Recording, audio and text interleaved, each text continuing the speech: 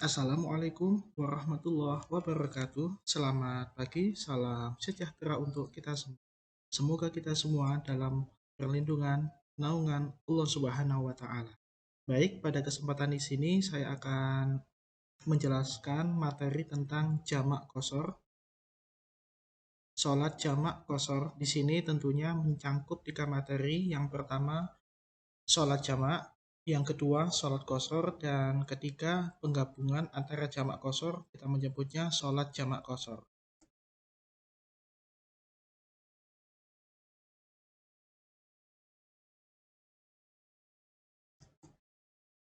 Baik, di sini saya akan menampilkan beberapa item pembahasan yang ada di materi ini. Yang pertama ada tentang kompetensi dasar dan tujuan dilaksanakannya pembelajaran ini.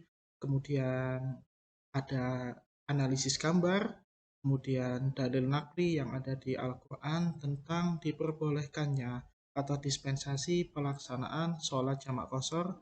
Kemudian di sini ada deskripsi, kemudian di sini ada analisis daripada jumlah rakaat pelaksanaan sholat jamak qashar maupun jamak qashar, dan yang terakhir di sini ada student assessment yang mana siswa di sini diberikan penugasan dalam pembelajaran ini.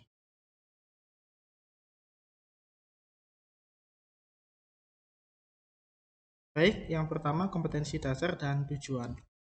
Kita memahami bahwasanya untuk kompetensi dasar di sini adalah memahami ketentuan sholat jamak qashar. Sebelum kita melaksanakan atau mempraktikkan pelaksanaan sholat jamak qashar maupun jamak qashar, tentunya hal pertama yang kita ketahui adalah kita memahami ketentuannya, baik yang berkenaan dengan syarat, kemudian tata caranya, sehingga kita bisa melaksanakan sholat jamak qashar dengan benar sesuai dengan tuntutan syarak. Kemudian yang selanjutnya adalah mempraktikkan sholat jamak qashar, sehingga ketika kita sudah bisa memahami ketentuan pelaksanaannya, tinggal bagaimana kita mempraktikkan sholat jamak qashar, sehingga ketika kita melakukan perjalanan jauh yang sesuai dengan masafah atau jarak diperkenankannya atau dispensasinya pelaksanaan sholat jamak qashar, maka kita sudah diperbolehkan oleh syarat. Kemudian tujuan, yang mana siswa diharapkan di sini bisa untuk menyebutkan dalil nakli tentang sholat jamak qashar. Jadi sebelum untuk mengetahui ketentuan mempraktekkan sholat jamak qashar, sehingga pertama ada nggak sih dalilnya, dalil naklinya di dalam Al-Quran, sehingga ini hal yang pertama kali harus diketahui oleh siswa. Kemudian yang kedua adalah menjelaskan pengertian sholat jamak qashar. Setelah siswa bisa menyebutkan atau tahu dalil naklinya, siswa bisa menjelaskan apa sih sholat jamak, apa sih sholat qashar, dan bagaimana pelaksanaan sholat jamak qashar. Kemudian bagaimana mengimplementasikan pelaksanaan sholat jamak qashar, kemudian menelaah ketentuan pelaksanaan sholat jamak qashar sesuai dengan ketentuan syariah, menelaah bagaimana tentang pelaksanaannya sholat jamak, pelaksanaan sholat qashar, dan pelaksanaan sholat jamak qashar, dan bagaimana sih korelasinya tentang sholat-sholat wajib dengan sholat tersebut gitu. Kemudian yang terakhir adalah menafsirkan beberapa faktor yang mempengaruhi untuk diperbolehkannya sholat jamak qashar sesuai dengan ketentuan syarak. Kita mengetahui bahwasanya sholat 5 waktu atau sholat wajib, sholat yang diwajibkan oleh Allah Subhanahu wa Ta'ala kepada kita semua, tentunya dalam pelaksanaan sholat jamak qashar ada perbedaan, yang mana di situ yang rakaatnya 4 bisa menjadi 2 dengan qashar, kemudian penggabungan antara satu sholat dengan sholat yang lain di dalam satu waktu, apabila di awal mungkin disebut dengan jamak takdim, apabila di akhir disebut dengan jamak takhir. Di sini ada penafsiran beberapa faktor apa yang mempengaruhi diperbolehkannya sih untuk melaksanakan sholat jamak qashar tersebut. Langkah pertama, image analysis, yang mana di sini bagaimana siswa menganalisis. Saya menampilkan gambar satu, experience, yang mana siswa dituntut pasti mempunyai pengalaman nih untuk perjalanan, baik itu perjalanan kaki, atau mengendarai mobil, atau pesawat. Selanjutnya, not as usual, yang mana di sini tidak biasa. Wah, di gambar sini memancing siswa untuk menganalisis. Not as usual, bagaimana ini kok bisa sholat di gunung ini ya? Biasanya kita sholatnya di masjid, biasanya kita sholat di musola. Ada nih sesuatu yang berbeda. Kemudian yang gambar nomor 3, sholat di pesawat. Gambar nomor 4, sholat dalam perjalanan.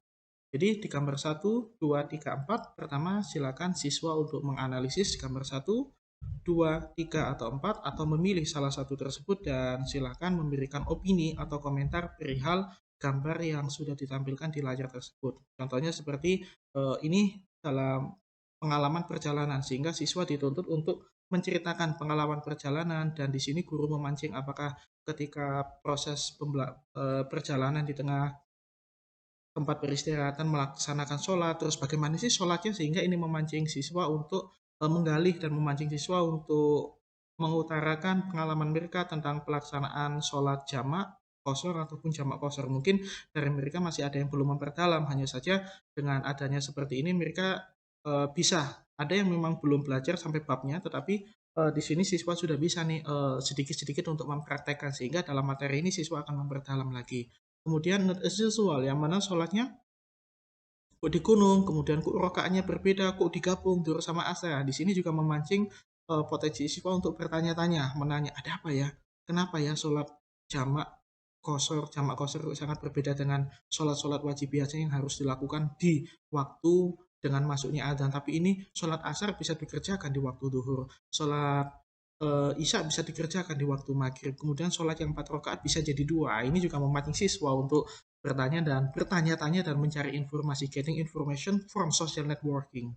Kemudian ini ketika sholat kok di pesawat ya, nah ini kayak mana rukuknya, kayak mana sujudnya, ini juga kenapa kok sholatnya di pesawat, kenapa nggak di musola saja, ini juga memancing siswa. Kemudian yang di sini juga memancing untuk menggali siswa untuk bertanya-tanya dan menggali informasi nantinya.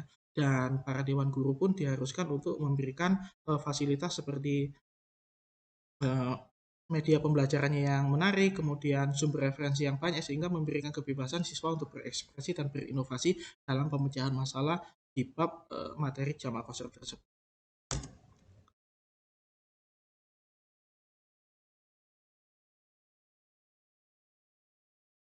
Selanjutnya, setelah kita berbicara kompetensi dasar, kemudian ada tujuan dan gambaran sekilas tentang analisis pengalaman siswa dan memancing siswa, menggali siswa untuk semakin bertanya dan penasaran, tentunya hal pertama yang kita tunjukkan adalah tentang dalil nakli, yang mana di sini Allah Subhanahu wa taala memberikan keringanan kepada hambanya yang sedang melakukan perjalanan, baik itu berupa jamak, menggabungkan 2 waktu sholat dalam 1 waktu, atau mengkosor dengan meringkas jumlah rakaat sholat.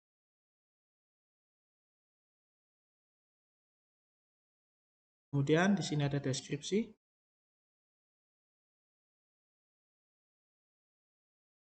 ada jamak, kosor, dan jamak kosor.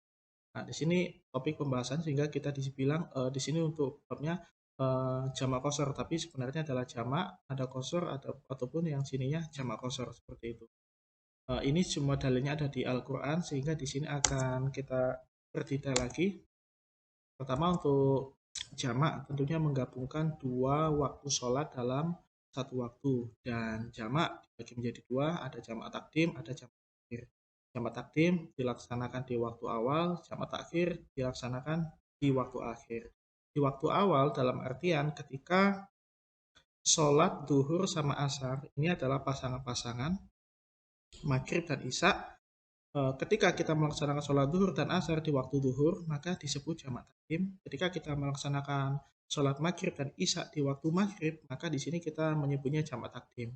Adapun jamak takhir sama untuk penggabungan sholatnya ada duhur, asar, maghrib, isya. Hanya saja perbedaannya ada di waktunya. Ketika kita melaksanakan sholat duhur dan asar, maka pelaksanaannya di waktu asar, kita akhir dalam artian waktu yang terakhir atau waktu yang kedua tersebut, maghrib dan isya kita melaksanakan di waktu isya. Jadi itu saja. Kalau perbedaan takdim sama takhir adalah ketika takdim maka dilaksanakan di waktu sholat yang pertama, kalau takhir berarti dilaksanakan di waktu sholat yang kedua. Dan jumlah rokaatnya di sini sama. 4, 4. Jadi jumlah rokaatnya 8.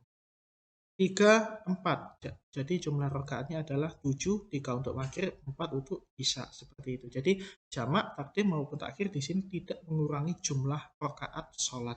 Tetap hanya saja dilaksanakan di waktu yang pertama atau di waktu yang kedua.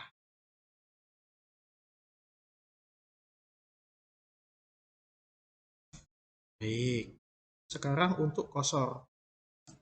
Apakah semua sholat boleh dikosor atau diringkas. Tentunya sini dibedakan bahwasanya sholat yang boleh dikosor adalah sholat yang rakaatnya ada 4, ada duhur, asar, isya. Sehingga persyaratan untuk mengkosor sholat adalah sholat duhur, sholat asar, sholat isya yang mempunyai 4 rakaat menjadi 2. Adapun 2 sholat yang tidak bisa dikosor, subuh yang 2 rakaat berarti tidak memenuhi syarat untuk dikosor, maka subuh tidak boleh dikosor, maghrib 3 rakaat tidak boleh dikosor. Jadi syarat dari kosor adalah meringkas sholat yang mana sholat tersebut mempunyai 4 rakaat menjadi 2. Ini adalah syarat dari kosor.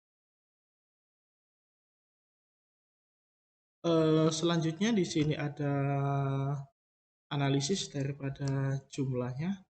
Pertama jamak takdim atau jamak takhir, duhur dan asar 4 dan 4, 8. Kemudian jamak takdim atau takhir, maghrib plus isya, maghrib 3, isya 4, berarti jumlah rakaatnya 7. Kemudian jamak kosor, takdim maupun takhir, berarti di sini sudah dijamak, dikosor juga, baik waktunya di waktu sholat yang pertama atau di waktu sholat yang kedua, seperti yang saya contohkan di sini ada duhur sama asar, sehingga jumlah rakaatnya 4. Untuk jamak kosornya duhur 2, kemudian jamak kosornya asar 2, jadi 4. Jadi juga jamak kosor, takdim, akhir, maghrib, isya. Kalau maghrib tetap 3, kalau isya 2, sehingga jumlah rakaat jamak kosor takdim atau takhir, maghrib dan isya ada 5, 3 di maghrib, 2 di isya.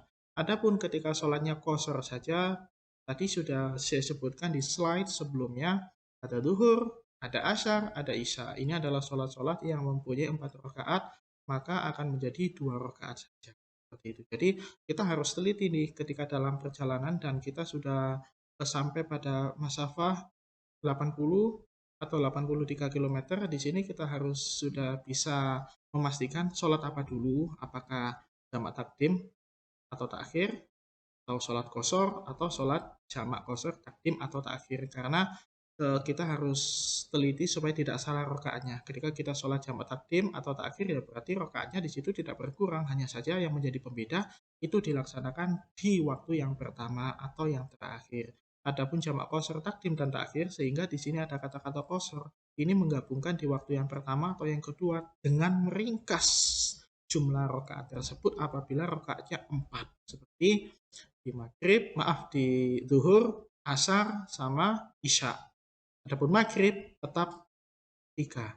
Kemudian apabila sholatnya hanya kosor saja, maka sholatnya di waktu setiap masuknya waktu sholat hanya saja rokaatnya diringkas. Jadi ini yang membedakan sholat-sholat seperti duhur, kalau nggak bepergian ya tetap 4 rakaat, tapi ketika dikosor dalam bepergian menjadi 2. Dispensasinya seperti itu, dispensasi dari Allah Subhanahu. Kemudian dalil nakli dari Al-Quran pun sudah dijelaskan tadi, bahwasanya Al-Quran sudah membahas detail perihal pelaksanaan sholat jamak, sholat kosor maupun jamak kosor tersebut. Begitu juga ketentuan dan syarat semuanya sudah dijelaskan di kitab-kitab fikih. Baik, di sini akan ada penugasan juga untuk melatih analisa dari siswa. Pertama, kita mengetahui sholat wajib adalah sholat yang perintah sholat yang diturunkan dari Allah Subhanahu wa Ta'ala kepada Nabi Muhammad untuk disampaikan kepada umatnya, seluruh umat manusia, yang mana ini langsung diterima langsung tanpa melalui perantara malaikat Jibril, sehingga perintah sholat ini salah satu perintah yang sangat istimewa yang langsung diterima oleh Nabi Muhammad tanpa melalui perantara malaikat Jibril. Dan dalam keadaan perjalanan, di sini ada sholat jamak, kosor, dan jamak kosor. Sehingga di sini siswa bisa mengetahui bagaimana korelasinya sholat wajib dengan jamak, kosor, maupun jamak kosor. Tentunya sangat berbeda ketika sholat wajib. Di sini sholat duhur, asar, 4 rakaat, 4 rakaat, ketika di jamak kosor menjadi 2 sama 2. Di sini korelasinya seperti apa. Dan di sini juga melatih siswa untuk menganalisa korelasi perihal pelaksanaan sholat wajib dalam perjalanan, atau kita menyebutnya dalam perjalanan atau hadir ketika tidak dalam perjalanan. Kemudian juga sholat jamak kosor, siswa silakan di sini berdiskusi. Kemudian di sini ada definisi, hukum, ketentuan, terus bagaimana cara mengimplementasikan pelaksanaan sholat jamak kosor. telaah ketentuan jamak qashar dan penafsiran beberapa faktor rukhsah dalam jamak qashar. Jadi di sini siswa bisa mendefinisikan, setelah berdiskusi berkelompok, tentunya siswa bisa mendefinisikan sholat jamak, sholat qashar maupun jamak qashar dengan kata-kata sendiri. Tentunya tidak hanya saklek mengikuti dengan buku seperti mendefinisikan seperti sholat jamak adalah sholat yang digabungkan antara dua waktu sholat menjadi satu seperti duhur dan asar dan begitu. Jadi definisi yang memberikan kebebasan kepada siswa dengan tidak keluar dari ranah-ranah ketentuan definisi atau ranah ketentuan syara ini diperbolehkan, sehingga siswa bisa mendefinisikan dan berinovasi dan meluaskan wawasannya tentang apa sih definisi dari jamak qashar maupun jamak qashar. Kemudian hukum. Di sini juga apakah setiap orang bisa melaksanakan sholat jamak qashar maupun jamak qashar. Dalam ketentuan syarak di sini bahwasanya seseorang yang diperbolehkan untuk melaksanakan sholat jamak qashar maupun jamak qashar adalah seseorang yang melakukan bepergian yang hukumnya wajib, sunnah, atau mubah. Apabila bepergiannya haram, maka tidak diperkenankan oleh syarak. Seperti seseorang yang melakukan bepergian dengan jarak 100 km ke kota lain dan di situ diniatkan untuk mencuri atau melakukan hal-hal yang diharamkan oleh syarak, maka orang itu tidak diperkenankan untuk mendapatkan dispensasi sholat jamak qashar maupun jamak qashar. Dan ada pun yang kedua, untuk hukum yang sunnah dan wajib ini juga diperbolehkan. Kalau yang makruh itu tidak diperbolehkan. Jadi ada dua hukum yang tidak diperkenankan untuk melaksanakan sholat jamak qashar maupun jamak qashar adalah bepergian yang hukumnya haram dan bepergian yang hukumnya makruh. Kemudian ketentuan pelaksanaan sholatnya seperti apa? Tadi sudah dijelaskan di slide sebelumnya bahwasanya untuk sholat jamak ya jamak saja, tidak mengurangi jumlah rakaatnya, hanya saja pembedanya pelaksanaannya di waktu yang pertama atau di waktu yang kedua. Di situ ada penggabungan dua waktu sholat dalam satu waktu sholat. Kalau qashar, ya qashar saja dengan mengurangi jumlah rakaatnya saja gitu. Dan waktunya tetap sesuai dengan masuknya waktu masing-masing. Kemudian untuk yang jamak qashar dengan menggabungkan dan meringkas waktunya seperti itu. Meringkas rakaatnya maksudnya.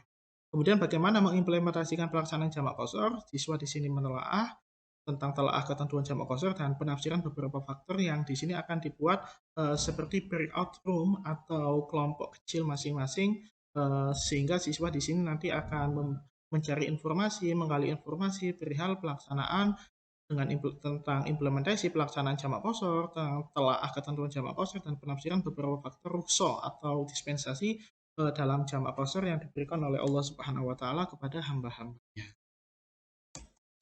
So, di sini yang dibutuhkan apa sih? Musafir, orang bepergian dengan tujuan yang baik itu wajib, sunnah maupun hal yang sifatnya mubah. Dengan caranya sebagian ulama mengatakan 80 km sudah diperkenankan, tapi pendapat yang muktamad adalah 83 km. Ketentuan sudah disebutkan yang tadi. Kemudian tata cara pelaksanaannya tentunya sangat berbeda dari sholat jamak, sholat qashar maupun jamak qashar. Kemudian ini penugasan untuk siswa di Google Classroom, yang mana di sini untuk bagaimana siswa mengetahui atau menyebutkan dalil nakli tentang sholat jamak qashar. Kemudian siswa juga menjelaskan tentang pengertian sholat jamak qashar, kemudian mengimplementasikan pelaksanaan sholat jamak qashar. Kemudian yang keempat, siswa menelaah ketentuan pelaksanaan sholat jamak qashar sesuai dengan ketentuan syariat. Dan yang kelima, bagaimana siswa menafsirkan beberapa faktor apa saja sih yang mempengaruhi untuk diperbolehkannya sholat jamak qashar sesuai dengan ketentuan syarak atau syariat. Dan tugas ini diharapkan untuk didiskusikan di masing-masing kelompok, yang mana ketika sudah ditemukan permasalahan atau solusi dari masalah tersebut, maka ranah kita kembali ke tiga hal. Pertama, presentasi dari masing-masing kelompok atau perwakilan masing-masing kelompok. Yang kedua, diskusi dengan tanya jawab dari apa yang sudah dipresentasikan oleh teman-teman kalian. Kemudian di sini akan ada evaluasi sehingga kita bisa mengambil kesimpulan tentang ketentuan pelaksanaan sholat jamak qashar maupun jamak qashar. Dan di sini para siswa kemudian dipancing atau digali untuk poin-poin apa saja yang didapatkan dari materi sholat jamak qashar maupun jamak kosor, dan di sini juga tentang penugasan penilaian siswa juga berupa portofolio, dan juga siswa langsung silakan mengumpul di akun G Suite Google for Education, yang mana di situ nanti akan ada penilaian baik dari sisi kognitifnya yang berupa dari GF, kemudian eh, psikomotoriknya juga sudah dikumpulkan di situ melalui tugas masing-masing. Tadi akan ada penilaian juga dari presentasi dan diskusi yang telah ditampilkan atau telah kalian lakukan bersama di kelas. Baik, terakhir saya mengucapkan terima kasih. Semoga materi ketentuan sholat jamak dan qashar diberikan keberkahan, diberikan kemudahan untuk kalian semua dalam memahaminya, dan kita bisa mempraktikkan sholat-sholat tersebut maupun dispensasi yang diberikan oleh Allah dengan baik dan benar. Wabillahi taufiq wal hidayah wa ridha wal inayah. Wassalamualaikum warahmatullahi taala wabarakatuh. Terima kasih.